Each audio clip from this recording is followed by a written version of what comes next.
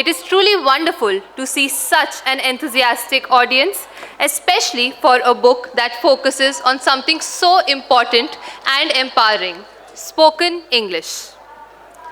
Today, we are here to launch a book that aims to break one of the biggest barriers many people face, the fear of speaking English.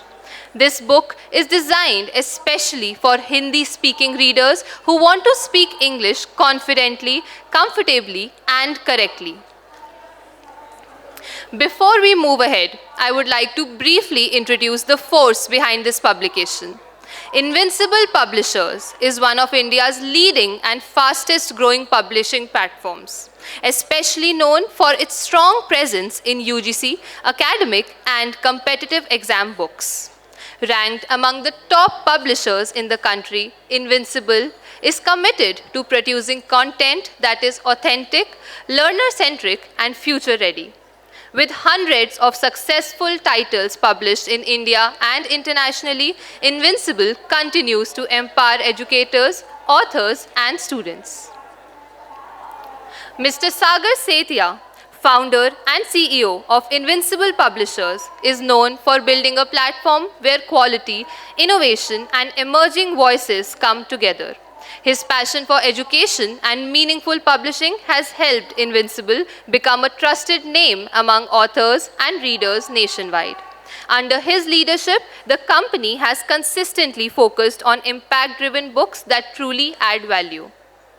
It gives me great pleasure to introduce today's guest and the author of this book, Ms. Neetu Singh, fondly known as Neetu Ma'am. She is the founder and director of KD Campus, KD Publication, and KD Live. Also the founder of Paramount Coaching Center, a highly respected educator and mentor. She has guided lakhs of students across the country. She began her journey as an educator with a strong vision for quality learning. Beyond education, she is deeply committed to social responsibility through her Charity First mission. So here, today's book reflects Neetu Ma'am's core belief that language should empower, not intimidate. This book is not just about learning, it is about building confidence, improving communication, and opening new opportunities. Now I request Ms. Neetu Singh, Mr. Sagar Sethia, Mr. Bittu, and Mr. Saurabh to officially launch the book and then share a few words with us.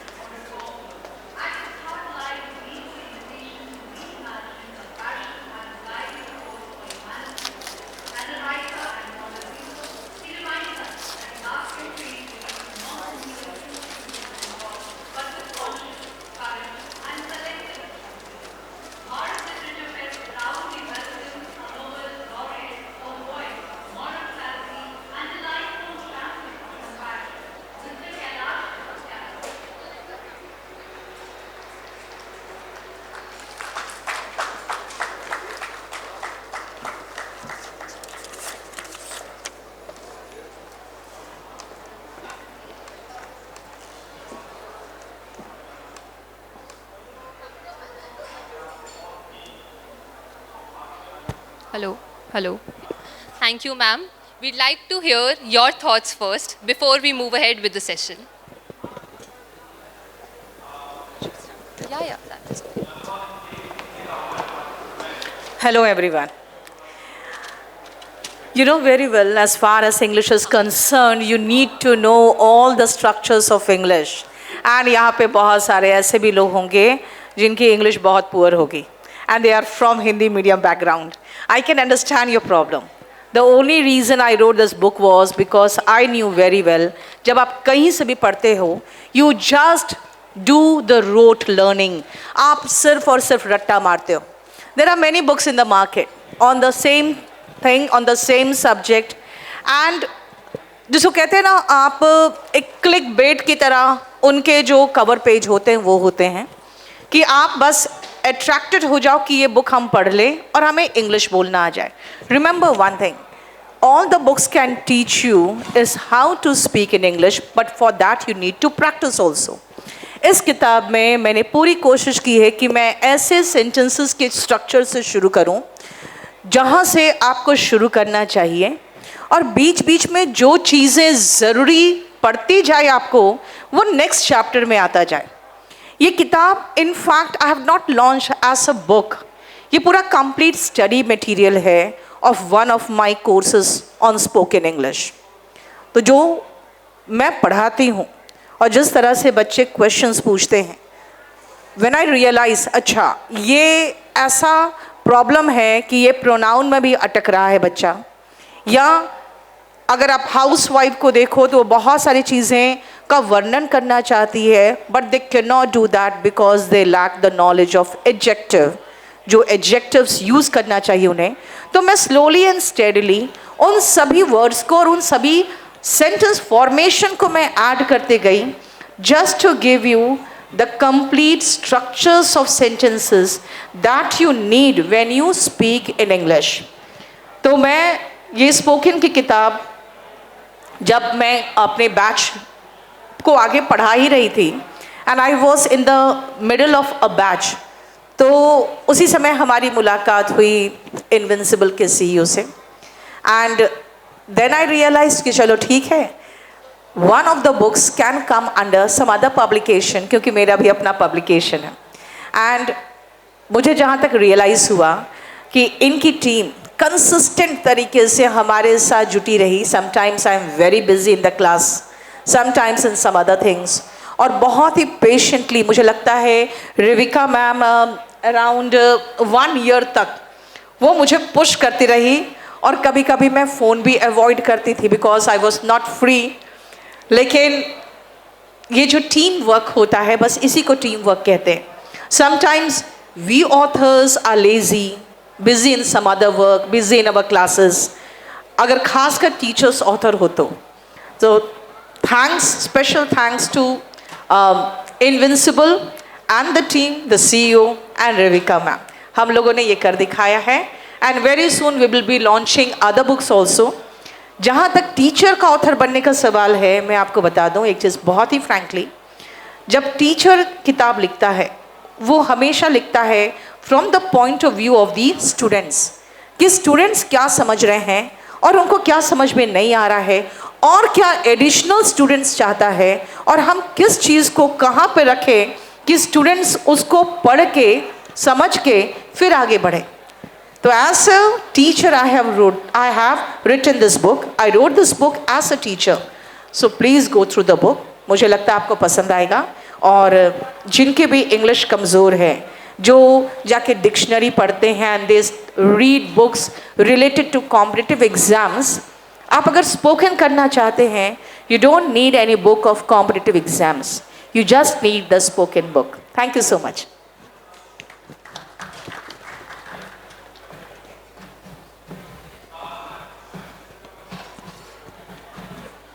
Thank you so much, ma'am. So, as you already mentioned, that we've spent months and months working on this book. So, the first question that I wanted to ask you was, what was that gap that you wanted to solve for Hindi-speaking learners? As far as I am concerned, most of the students who come to us are from Bihar, UP, Rajasthan, Madhya Pradesh and Haryana. And these are Hindi-speaking belts, you know very well. So when I teach them, I come to know what are the problems they face when they want to learn English, and after which chapter, what I should teach just to go to the next portion of English. So इस book में I have tried my level best to go through those chapters first that will build their basics, and then they will go to advanced level. One thing more. The book comprises many chapters, and all are from Hindi to English. The translations are done from Hindi to English. So it is basically for those students who are from Hindi medium background and from these states. So, Sagar, in today's digital age, why do you think books still remain essential for skill development? Thank you so much, ma'am, for the opportunity. Like believing on invincible, कि हम इसको आगे बढ़ाएं, क्योंकि already आपका पहले भी books आ रहा था जो हमारा लास्ट कन्वर्जेशन हुआ था। और अगर हम स्किल्स का और एक्यूरेसी का बात करें बुक्स के केस में, आज का डेट ना पूरा डिजिटल वर्ल्ड पे डिपेंड कर रहा है कि हम मोबाइल पे मल्टीपल वीडियोस अवेलेबल हैं, लेकिन जो पेपर बैक बुक्स हैं, मुझे लगता है कि आज भी और आने वाले कई सालों तक स्टूडेंट्स को जो सबसे ज़्यादा समझ आता है वो पेपर बैक बुक्स के थ्रू समझ आता है। मे बी शायद जब भी वो डिजिटली पढ़ रहे होते हैं या फिर कुछ भी स्टडी कर रहे होते हैं, वो वहाँ पे डिस्ट्रैक्शन बहुत सारा होता है कि बीच में कई बार एड्स आ रहा है, बीच में कई बार कुछ और स्किप कर रहे हैं, या फिर जनरली लोग आजकल इंस्टा पे बहुत, रील्स पे बहुत फोकस रखे थे हैं, तो वहाँ वो ढंग से फोकस नहीं कर पाते हैं। और साथ में रहा कंटेंट का बात, अभी जैसे हमारा कन्वर्जेशन भी हुआ था, आप मैक्सिमम जो इंग्लिश से रिलेटेड बुक्स देखोगे उनमें 400, 600, 700 तक पेजेस होते हैं, और बच्चा ना स्टार्टिंग में ही डर जाता है कि यार इतने सारे पेज मैं पढ़ूंगा कैसे। तो बुक के अंदर एक शॉर्ट कंटेंट होना और एक छोटी बुक होना, और वहाँ से आपको पूरा का पूरा कंटेंट प्रोवाइड हो जाए, वो बहुत ज़रूरी है। जो मुझे लगता है कि इस बुक के थ्रू, अगर इसमें 200 पेजेस हैं, लेकिन 200 पेजेस के थ्रू आपके वो सारे कॉन्सेप्ट और वो सारे डाउट्स बड़ी ईजिली क्लियर आउट हो जाएंगे। तो बुक का कॉन्सेप्ट भी ऐसा ही होना चाहिए कि वो शॉर्ट फॉर्म में हो, जैसे रील्स होती हैं कि हम रील्स के थ्रू शॉर्ट कंटेंट में बहुत कुछ समझा देते हैं। मुझे लगता है कि आने वाला टाइम बुक्स के केस में भी ऐसा होना चाहिए कि पेजेस कम हो और कंटेंट उस क्वालिटी का हो कि आप इजीली समझ भी पाएँ और उसको अंडरस्टैंड कर पाएँ, जिससे बच्चा डरे ना बुक को देख के। मैम, आजकल बहुत सारे स्टूडेंट्स को एक मिसकॉन्सेप्शन है कि एक्सपेंसिव इंस्टीट्यूट्स जाना बहुत ज़रूरी है स्पोकन इंग्लिश सीखने के लिए। स्पोकन इंग्लिश में you need to practice. So अगर आप ये किताब पढ़ोगे, you will come to know that you will be aware of all the structures of sentences जितना आपको चाहिए इंग्लिश बोलने के लिए। तो इस बुक में हमने सारे स्ट्रक्चर्स डाल दिए हैं मल्टीपल एग्जाम्पल्स के साथ। होता क्या है ना, जब कोई इंग्लिश सीखना चाहता है वो सबसे पहले डिक्शनरी उठाता है, और वो मैं चैलेंज के साथ कह सकती हूँ कि 100 में से 99 लोग ए जो लेटर ए है अल्फ़ाबेट्स के अकॉर्डिंग चलता है, आपको पता है अल्फ़ाबेटिकल ऑर्डर में होता है, वो ए के आगे नहीं बढ़ पाते हैं, क्योंकि आप अननेसेसरी वर्ड्स लर्न कर रहे हो जो आप ज़िंदगी में कभी भी इस्तेमाल नहीं करोगे। और उसमें से कुछ ऐसे वर्ड्स होते हैं जो MBA वगैरह के एग्ज़ाम, जो एंट्रेंस एग्ज़ाम होते हैं, उसमें आते हैं। तो मैंने पूरी कोशिश की है कि आप लोग जितने भी रिक्वायर्ड वोकैबुलरी हैं, सेंटेंस स्ट्रक्चर्स हैं, जो आप इंग्लिश बोलने में हो, वो सारा इस किताब में। और आप देख सकते हो सिर्फ 200 पेजेस में मैंने इसे इसलिए बनाया है ताकि एक जो इंग्लिश पढ़ना और लिखना सीखना चाहता है और बोलना चाहता है, स्पेशली तो मैं कहूँगी बोलना चाहता है, वो एटलीस्ट मोटिवेटेड फील करे कि बस 200 पेज पढ़ के, और वो भी इस साइज़ का बुक का पेज पढ़ के, मैं इंग्लिश बोल सकता हूँ। तो ये बहुत ही गुड स्टार्ट उनको देगा। कई बार जो बच्चे होते हैं वो पढ़ भी लेते हैं, लर्न भी कर लेते हैं, बट प्रोनाउंसिएशंस मिस कर जाते हैं। ये बुक वो वाला गैप कैसे सॉल्व करेगी? As far as pronunciation is concern, आपको मैं बता दूं कि अगर आप बुक ऑडियो के फॉर्म में सुनोगे तो आप प्रोनाउंसिएशन सही कर सकते हो। इंग्लिश बहुत ही अनफिनेटिक लैंग्वेज है। हिंदी में आपको पता है 52 लेटर्स होते हैं, उसके 52 साउंड्स होते हैं। इंग्लिश में ऐसा नहीं है। इंग्लिश में अगर आप एस लेटर को देखोगे तो उसका स, श और ज तीनों साउंड होता है। यू का प्रोनाउंसिएशन अगर देखोगे तो यू भी है और अ भी है, जैसे यूनियन एंड अम्ब्रेला। तो इसीलिए आपको बोलने के लिए अगर आप कहोगे कि नहीं सुनना ज़रूरी है, तो प्रोनाउंसिएशन आपको सुनना पड़ेगा। बुक्स जो होते हैं वो आपको इंग्लिश पूरा कंप्लीट ओवरऑल स्ट्रक्चर सिखाएगा, और उसके बाद आप प्रैक्टिस कर सकते हो। हाँ, आप सेंटेंस के स्ट्रक्चर में और वोकैबुलरीज में नहीं फंसोगे डे टू डे लाइफ में, ये इस बुक में मैंने एश्योर किया है।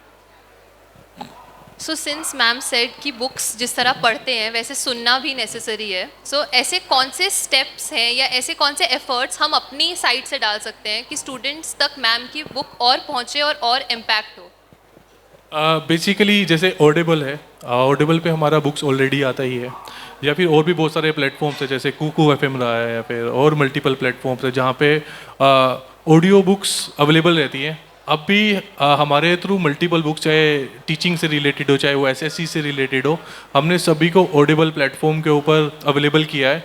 इन ऑडियो फॉर्मेट कि ईजिली कोई भी जो बुक पढ़ना नहीं चाह रहा है और सुनना चाह रहा है तो वो ईजिली सुन भी पाए। और सबसे बेस्ट तरीका इंग्लिश लर्निंग करने का मेरे हिसाब से बुक्स तो ही, साथ में ऑडियो प्लेटफॉर्म भी हैं जहाँ से उनका प्रोनाउंसिएशन और ज़्यादा बेहतर हो सकता है। तो बाय नेक्स्ट मंथ और विद इन 2-3 वीक्स जितना हम ट्राई करेंगे, इसका ऑडियो भी मार्केट में अवेलेबल हो ही जाएगा। सो मैम, जैसे स्कूल में टीचर्स फोकस करते हैं कि रूल्स पढ़ने चाहिए इंग्लिश के, बट हम फोकस करते हैं कि डेली यूज सेंटेंसेस पढ़ने चाहिए। तो आपके हिसाब से दोनों में से what is more important for students? When you want to speak in English, you should know the structures of the sentences. आपको क्या बोलना है, you should know how to frame the sentences. तो मैं ऐसे ग्रोन अप पर्सन मैं समझ सकती हूँ कि जो आप जहाँ रहते हो, जिस एनवायरनमेंट में रहते हो, वहाँ से रिलेटेड जो सेंटेंसेस होते हैं आप चाहोगे उसको बोलना। For that reason only I have tried my level best इसमें वो सारे सेंटेंसेस हो जो आप अपने रूटीन में, दिनचर्या में इस्तेमाल करते हो।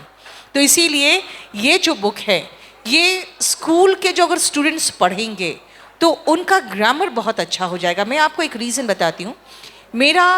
मेरे बैच में एक लड़का था and he was from 9th standard, और उसने मुझे लाइव क्लास में ही कमेंट में लिखा, I have scored 95 out of 100, thank you so much ma'am.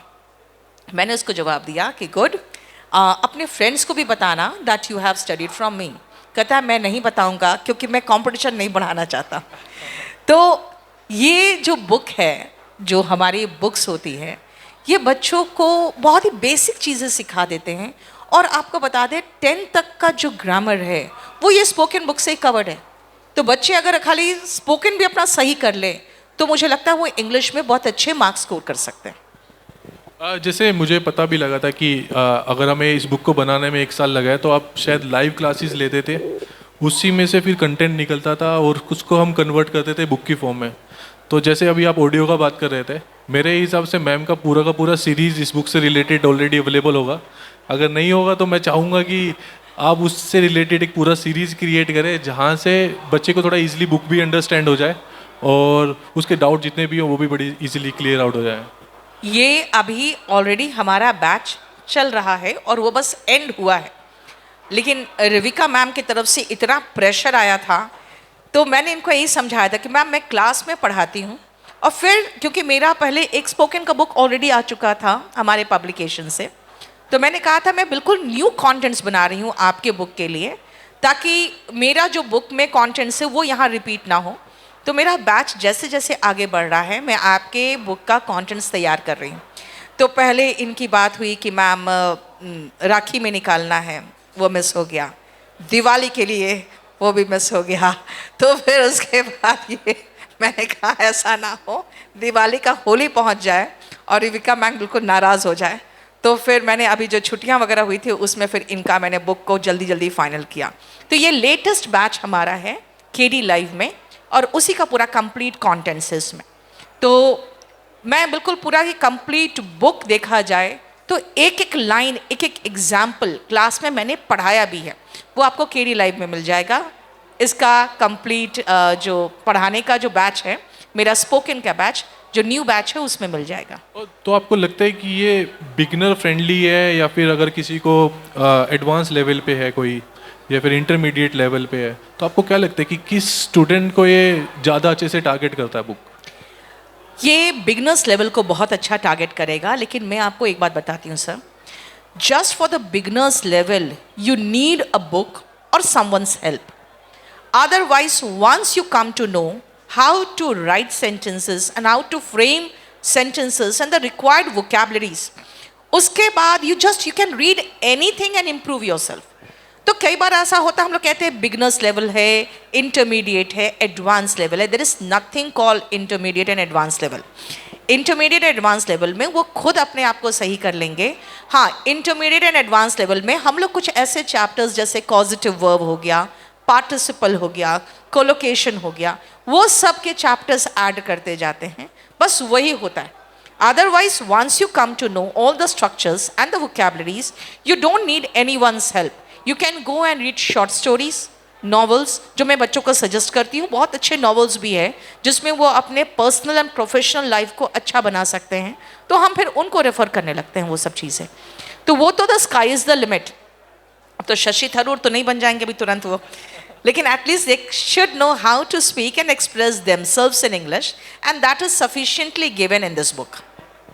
और अगर हम फ्यूचर देखें एडटेक का या फिर बुक्स का, आप उसको किस तरीके से देखते हैं कि जैसे आज की डेट में एडटेक आप देखेंगे multiple teachers, multiple content, multiple books available हैं, थाउजेंड्स ऑफ बुक्स अवेलेबल हैं जो आप यहाँ पे बुक फेयर में देख ही रहे हो। तो आप कैसे देखते हो कि फ्यूचर कैसा होगा बुक्स का या फिर डिजिटल वर्ल्ड का? आपको क्या प्रेफर लगता है कि हमें डिजिटली प्रेफर रखना चाहिए बुक्स को या फिर फिजिकल बुक्स के ऊपर ज़्यादा ध्यान देना चाहिए? सर मैं आपको 2 एग्जाम्पल बताऊंगी। मैंने एक बार क्लास में कहा था कि तुम लोग चेतन भगत का 11 रूल्स फॉर लाइफ पढ़ो, अगर इंग्लिश मीडियम के हो तो। हिंदी मीडियम के लिए मैंने अपना एक चैनल बताया था उनको कि उसमें मैं शॉर्ट स्टोरीज डालती हूँ, टेलीग्राम चैनल बताया था। तो एक बच्चे ने कहा कि मैडम PDF भेज दो ना। तो मैंने उनको यही समझाया था कि सबसे पहले आपके पास इतने PDF है, जो PDF है आपके मोबाइल में वो कितना पढ़े हो पहले मुझे ये बताओ।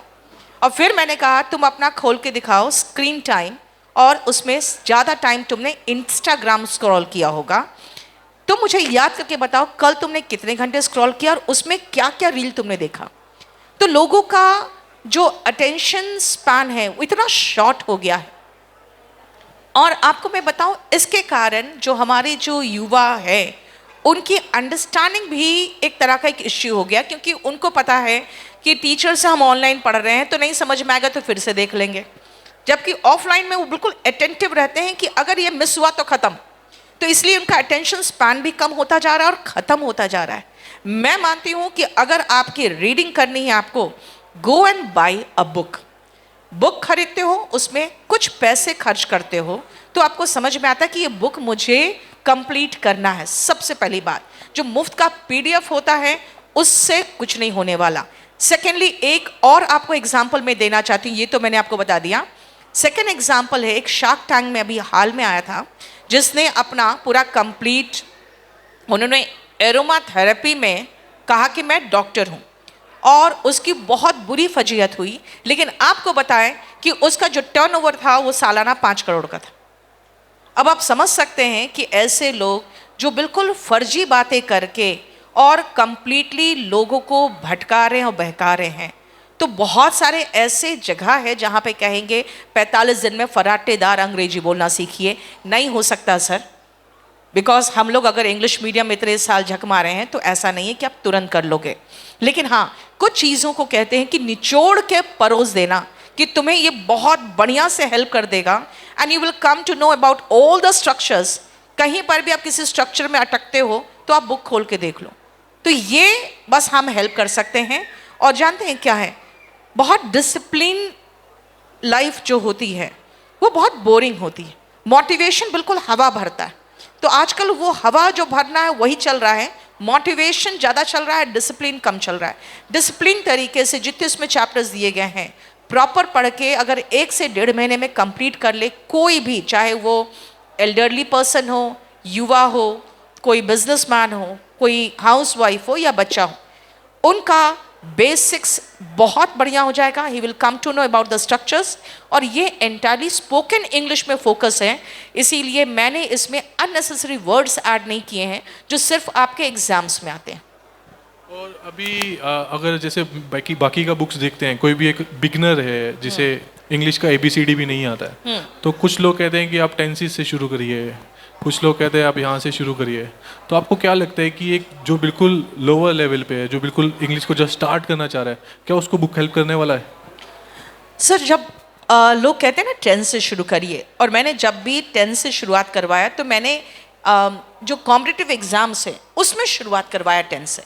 अदरवाइज स्पोकन में मैं अलग तरीके से शुरू करती हूँ। इसका कारण क्या है कि बच्चा या कोई भी पर्सन को जब मैं वर्ब के फॉर्म्स दे रही हूँ तो उसको 5, 10 दिन, 15 दिन लगेगा वो सारे फॉर्म्स और वर्ब्स याद करने में, तब तक हम क्लास को नहीं रोक सकते। तो मैं फिर ऐसे सेंटेंसेस कराती हूँ जिसमें उनको सेकेंड फॉर्म, थर्ड फॉर्म की ज़रूरत नहीं पड़ती है। और जब वो बहुत आसान तरीके से लगता है, अरे ये तो बहुत ही आसान है, तो कहते हैं ना, भले आप उसको मीठी दवा पिलाओ फिर कड़वी पिला दो, तो पहले मैं उसे मीठा मीठा पिलाती हूँ, जब उसे लगता है अरे ये तो बहुत ही आसान है तो फिर कड़वा डोज बीच में दे देती हूँ। फिर उसके बाद जब वो थोड़ा सा अलर्ट होता है तब तक फिर मीठा डोज शुरू हो जाता है। तो इस तरह से करके स्पोकन में बहुत पेशेंस के साथ लेके चलना पड़ता है। अब खुद आप सोचो, अब स्टील का सेकेंड फॉर्म को स्टील्ड बच्चा कह देगा ईडी लगा के, तो कितना मन में गुस्सा आएगा। लेकिन आपको वहाँ पर भी पेशेंस रखना पड़ता है और समझाना पड़ता है कि भाई चलो, और इतना लगता है कि ठीक है यार स्टील तो लिखा ना कम से कम, मतलब स्टील का सेकेंड फॉर्म गलत लगाया, लेकिन उसे पता है चुराना स्टील होता है। तो धीरे धीरे लेके उन लोग को चलना पड़ता है, क्योंकि आपने स्पोकन में एक चीज़ मार्क किया होगा, जो विमेन बिजनेसमैन आते हैं ना, उनके पढ़ाई छोड़े हुए 15 से 20 साल भी हो चुके होते हैं और उनका दिमाग उतना काम नहीं करता है, उतना तेजी से ग्रास्प नहीं करता है जितना तेजी से बच्चा का कर लेता है। तो उनको भी लेके चलना पड़ता है, तो बहुत ही स्लोली एंड स्टेडली, बहुत पेशेंस के साथ चलना पड़ता है। जैसे आपने मैम से पूछा अभी, एक्चुअली सिमिलर क्वेश्चन मैं आपसे पूछने वाली थी। मैम मल्टीपल स्टूडेंट्स से डील करती हैं, आप मल्टीपल ऑथर्स के साथ पब्लिश करते हो एंड कितनी सारी बुक्स हैं मार्केट में। आपको ऐसा क्या लगता है कि आज की डिजिटल एज में इतने ट्रेंड्स चेंज हो रहे हैं, इतने यूट्यूबर्स हैं, कौन सी बुक्स एक्चुअली बच्चों के लिए अच्छी है और ये डिमांड मैम की बुक कैसे फुलफिल कर रही है? ये काफ़ी टफ क्वेश्चन भी है मेरे हिसाब से, क्योंकि हमारे पास भी मल्टीपल बुक्स आती है इंग्लिश की। आज की डेट में ना मैम क्या हो रहा है कि कॉपीड कंटेंट बहुत चल रहा है, कि रेडीमेड कंटेंट है कि चलो नीतू मैम के पास मैं जाता हूँ, ये बुक बिल्कुल बना हुआ है, मैम आपका फेस लगाता हूँ। तो मेरे हिसाब से एजुकेशन को ना धंधा बना लिया गया है बहुत सारे लोगों के थ्रू। ऐसे हम किसी को टारगेट नहीं कर रहे हैं, लेकिन एजुकेशन एक ऐसा हो गया कि यहाँ से बच्चों को कोर्सेज भेज दो, बुक्स भेज दो, और अगर एक बच्चा इंग्लिश सीखना चाह रहा है और वो 4 बुक्स खरीद रहा है, तो मेरे हिसाब से 80% कंटेंट उन्हें सेम ही मिल रहा है। और सीरियसली हमें 1 साल हो गया इस बुक के ऊपर काम करते हुए। मैम बोल रहे हैं कि मेरा बैच कंप्लीट होगा तब मैं अपने बैच के थ्रू कंटेंट क्रिएट कर रही हूँ। जब सामने वाले इंसान का एफर्ट लगा होता है तो भगवान भी उसी तरीके से उसमें हेल्प करता है, किसी चीज़ को उठाने में और किसी चीज़ को बनाने में। तो मुझे लगता है कि इस कंटेंट के थ्रू, इस बुक के थ्रू लोगों को हेल्प मिलेगा। और जो ये आज की डेट में कल्चर चल रहा है एजुकेशन को लेके, इसको लोग सिर्फ पैसा कमाने के लिए बुक्स को पब्लिश कर रहे हैं, फिर पैसा कमाने के लिए ऑनलाइन कोर्सेज का यूज़ कर रहे हैं, और क्वालिटी कंटेंट वो वहाँ तक नहीं पहुँच पा रहा है उस बच्चे तक।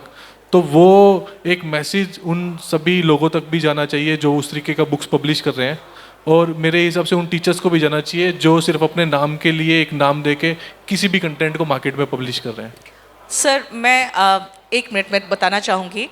एक हमारे पास पब्लिशर आए थे और उन्होंने मुझे एग्जैक्टली बना हुआ पूरा कंप्लीट मटेरियल दे दिया कि मैम आपको कुछ नहीं करना है, आपको सिर्फ अपना नाम देना है और हम आपके नाम से निकालेंगे। तो जब मैंने पहला पेज ही 1-2 पेज पढ़ने की कोशिश की, मुझे इतनी बोरिंग, मैंने क्या ही ये है क्या, किस चीज़ को टारगेट करे, पहले मुझे ये बताओ। तो कहता है नहीं हमारे पास बहुत अच्छे ऑथर्स हैं। मैंने कहा मुझे समझ में नहीं आ रहा है, मैं कन्विंस्ड, मैं तो पहले हूँ, आप अपने जैसे जब मैं प्रैक्टिस करती थी कोर्ट में, तो मैंने हमेशा एक ही चीज़ कहा था कि पहले मैं आपके केस को लेकर खुद तो कन्विंस्ड हूँ, तब जाके मैं कोर्ट को कन्विंस कर सकती हूँ। तो मैं अपने कंटेंट्स को लेकर पहले खुद तो कन्विंस्ड हूँ। हाँ ये ज़रूर है कि आपके जो पूरा कंप्लीट टीम है और ख़ासकर रिविका मैम ने बहुत झेल गई है मुझे, एंड फॉर लास्ट 1 ईयर हमें लगता है अब उस ग्रुप से तो हम लोग एग्जिट कर सकते हैं, और वो 1 साल से ऊपर हो गया होगा वो प्रोजेक्ट वाला ग्रुप। नहीं उसमें अब नेक्स्ट बुक का काम स्टार्ट करेंगे। नहीं, अब मैं वही देखना चाहूँगी कि वो आपने जब बनाया था वो कब बनाया था, वो बहुत ज़रूरी है देखना। क्योंकि 1 साल पहले जब हम भी मिले थे तो मतलब हम, कोई भी पब्लिशर है वो मार्केटिंग एक्सपर्ट होता है या फिर वो आपको हेल्प कर सकता है कि मार्केट में अवेलेबिलिटी कराने का, लेकिन जो 12/3/2025 को ये ग्रुप क्रिएट हुआ था, और और ये करीबन हो गया 10 महीने तो हो गए, 9-10 महीने हो गए। और इसमें बहुत सारे ऐसे मैसेजेस होंगे रिविका मैम के जो मैं देख के इग्नोर मारती थी कि यार अभी कर रही हूँ ना, ये क्यों परेशान कर रही है। और ये बेचारी क्या क्या नहीं चाहती थी कि मतलब राखी के समय में तो यू वर डेस्परेट, और दिवाली के समय में। न्यू ईयर भी था, क्रिसमस भी था। इसके पीछे आपको कहानी ये नहीं पता है कि इसके पीछे मैं बोलता था कि यार तुम पे बुक नहीं पब्लिश होगी नहीं दे तो नहीं, आपके मैसेजेस बीच में आते थे कि मैम कब होगा, तो मैं तो समझती थी कि इसको कौन प्रेशर कर रहा है, तो मैं तो समझ सकती थी कि ऊपर से ही दबाव बनता है तो नीचे से दबाव फिर आता है हमारे पास। तो आई कैन अंडरस्टैंड 10 महीने लग गए, but I think we have done pretty good job. It was worth it. हाँ, और ये किताब में जान है क्योंकि मैंने खुद लिखा है और मैं बहुत कन्विंस्ड होकर कह रही हूँ कि मैंने अच्छी किताब लिखी है। तो हमें 10 महीने लगे तो हम ट्राई करेंगे कि अगले साल हम जब सेम स्टेज पे बैठे हो तो हम 10 लाख बुक सेल करके बैठे हो Yes. और 10 लाख लोगों को हेल्प करके बैठे हो, एक्चुअल ना कि सेल करके बैठे हो, बल्कि हम लोगों को हेल्प कर सकें इवन क्योंकि रीडर ही बता पाता है कि कंटेंट कैसा है।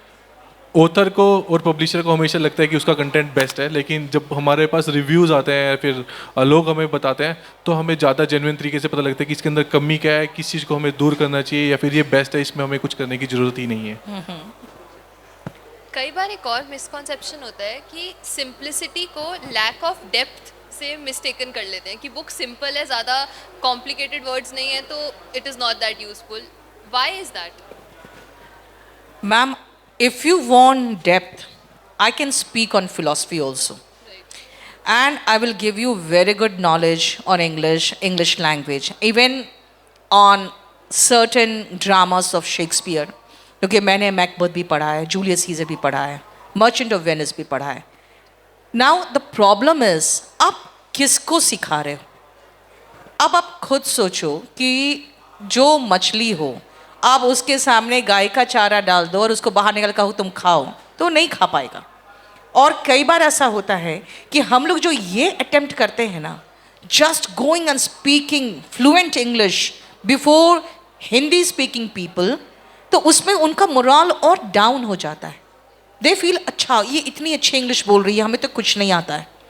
So what I feel is that you should try to understand the pain of those people. बड़े बड़ी बातें मत करिए, क्योंकि आप पढ़ा रहे हैं जिनको, उनको सिंपल स्ट्रेट इंग्लिश चाहिए, जो दिमाग में वो हिंदी में सोच रहे हैं उसको इंग्लिश में कन्वर्ट कर सके।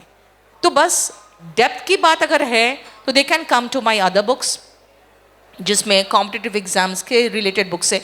उसमें भी I have explain all the very complicated theories and concepts in very simple language. होता क्या है, बहुत सारे टीचर्स जब इन्फिनिटिव जेरेंट पार्टिसिपल वगैरह पढ़ाते हैं तो वो हवा बन जाता है। मैं अपने सेकेंड क्लास में ही इंट्रोडक्शन में इन्फिनिटिव जेरेंट पार्टिसिपल बता देती हूँ।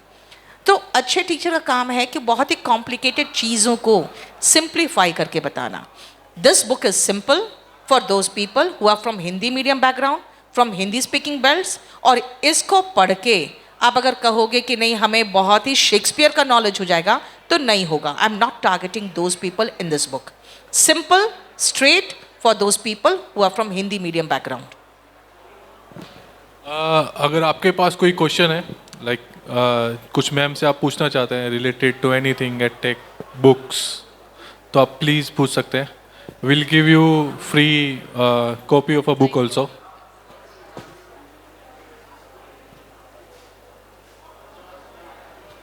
No one? माइक दे दो। मैं mic-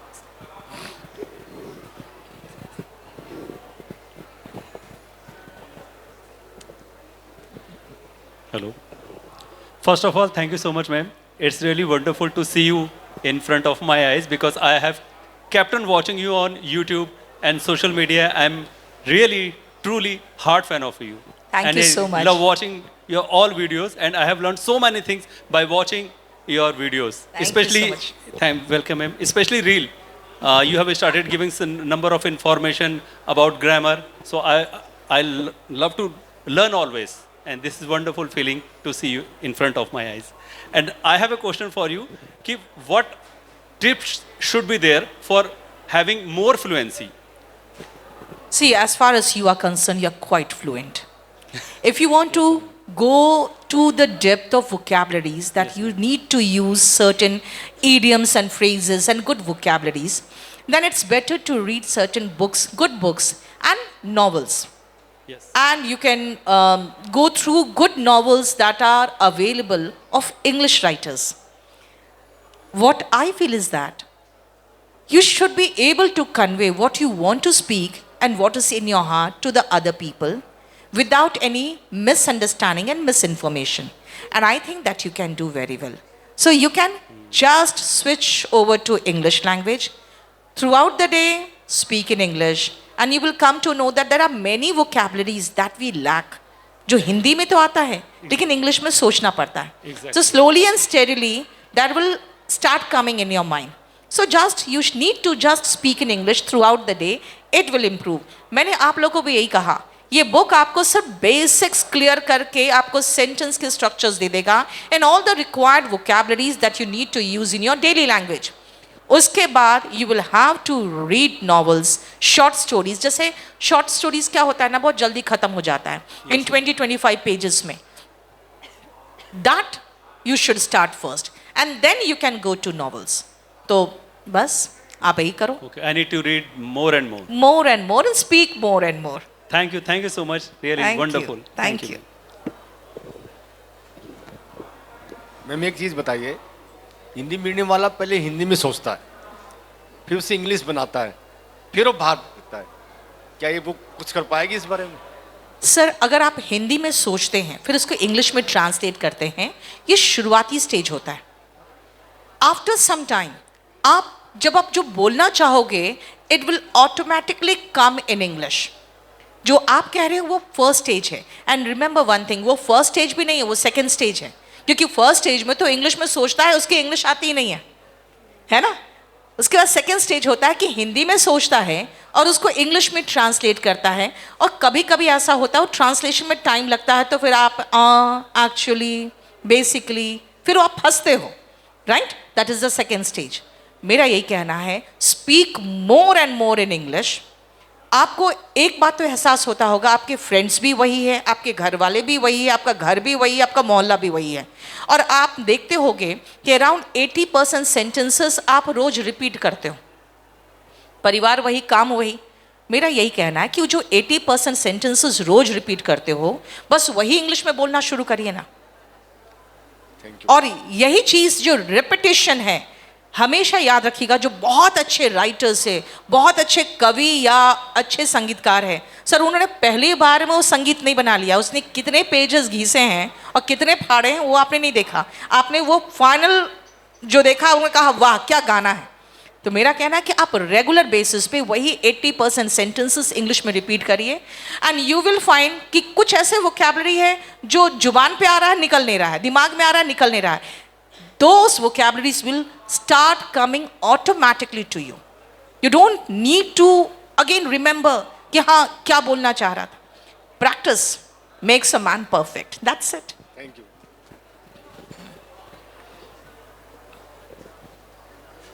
कहाँ से बोलना शुरू करूँ? मैडम ऐसा है जो चल रहा है कि हाँ, थोड़ा सा पास रखिए. अच्छा मैडम, हम जब पढ़ते थे तब ब्लैक बोर्ड पे लिखा हुआ आता था 14 सितंबर हिंदी दिवस. तो हिंदी पटरानी और संस्कृत महारानी, हिंदी पटरानी और इंग्लिश नौकरानी. तो वो ठेस लगी. अब आपकी बात सुनकर तो वो विचार ही एकदम चेंज आ रहा है. Please understand about the situation of condition there. Sanskrit को बोल रहे हैं पटरानी, हिंदी को उसको बोल रहे हैं महारानी और अंग्रेजी को नौकरानी. What the condition of the, please understand. Sir, एक प्रॉब्लम है हमारे इंडिया में. हम लोग है ना, सेल्फ प्रेज में जीते रह गए कि हमारी संस्कृति बहुत महान है, हमने जीरो का आविष्कार किया. आपको शायद ये समझ में नहीं आ रहा है कि पिछले 100-200 साल में हमने कोई भी चीज का आविष्कार नहीं किया और सिर्फ एक सेल्फ प्रेज में और इसी घमंड में हम लोग रह गए कि हमें क्या जरूरी है कुछ जानने का. आपको बता दें, जितने भी अच्छे रिसर्च हुए हैं, जो भी अच्छे लेख बने हैं या कुछ भी बातें जो वर्ल्ड फेमस हुई है, they are in lingua franca. Lingua franca का मतलब है वो लैंग्वेज जिसमें सारे लोग, पूरी दुनिया के लोग कंफर्टेबल है, and that is English. Easiest of the language. तो मेरा मानना है कि आप किसी चीज़ को नहीं आता है ना, तो सीखने की कोशिश करिए। मैं बहुत न्यू जमाने की तो नहीं हूँ, मैंने बहुत सारी चीज़ें सीखी जो आप देखोगे इंस्टाग्राम से रिलेटेड है, उसके बाद यूट्यूब से रिलेटेड है। अब टेक savvy हुई मैं नई नई चीज़ें सिर्फ आज भी देखोगे कई बार ऑफिस में 20-22 साल का लड़का मुझे सिखा रहा होता है कि नहीं मैडम ऐसे होता, मैं चुपचाप सुनती हूँ। क्यों? क्योंकि मैं उसमें पिछड़ी हुई हूँ। और कोई लड़का मुझे समझा रहा है न्यू टेक्नोलॉजी के बारे में तो मुझे सुनना चाहिए। सेम चीज़ है इंग्लिश को लेकर। मेरा कहना कि अगर आप एक न्यू लैंग्वेज जानोगे और उसके बाद आप दुनिया के आविष्कार और दुनिया के जो कल्चर है और बहुत सारे लिटरेचर है, अगर उससे वाकिफ हो जाओगे तो क्या प्रॉब्लम है। अभी हाल में एक नॉवल पढ़ रही थी मैं, हार्ट लैम्प, और उसकी जो फर्स्ट स्टोरी मैंने पढ़ी और मैं लिटरली मेरे आंखों से आंसू गिर रहा था। और मेरे भैया बैठे थे साथ में मेरी गाड़ी में, तो उन्होंने देखा, बोला क्या हुआ, और लिटरली मुझे समझ में आया हुआ क्या, because I was so much engrossed in that story. Literature आपको बहुत ब्यूटीफुल पर्सन बनाता है, अंदर से बहुत सेंसिटिव बनाता है, एक अच्छा ह्यूमन बीइंग बनाता है। तो हम सिर्फ हिंदी लिटरेचर क्यों पढ़े, हम इंग्लिश में भी क्यों नहीं पढ़ सकते। मेरा कहना है हमारा इतिहास बहुत बढ़िया है, हमारा कल्चर बहुत बढ़िया है, लेकिन आज आपको वर्ल्ड के साथ चलना है तो आपको इंग्लिश आनी चाहिए। अब इसमें कई लोग सवाल उठाएंगे कि चाइना भी तो आगे बढ़ रहा है ना, जर्मनी भी तो आगे बढ़ रहा है, फ्रांस भी बढ़ रहा है, उनमें तो इंग्लिश फेमस नहीं है। वहाँ पर सिर्फ एक लैंग्वेज है। अगर पूरे भारत में सिर्फ हिंदी होती तो कोई प्रॉब्लम नहीं होता। यहाँ पे आप अपने 2 स्टेट के बाद तीसरे स्टेट से कम्युनिकेट नहीं कर पाओगे अगर आपको दूसरा लैंग्वेज नहीं आता है तो। इसीलिए हम लोगों को इंग्लिश आनी चाहिए and that is a must in the present generation, जो आपको कम से कम वर्ल्ड के कल्चर से वाकिफ बनाएगा। ये ज़रूरी है sir. Thank you so much. Thank you everyone. अभी we are out of time. अगर आपको मिलना है तो आप B09 पे स्टॉल पे आप आ सकते हैं, आप साइन कॉपी मैम से ले सकते हैं। मेरे हिसाब से यहाँ का टाइम हमारा ओवर हो चुका है। ठीक है, हम लोग अभी इनविंसिबल के स्टॉल पे हैं। Thank you. Thank you everyone. You can visit us at B09 and you can get your signed copy there.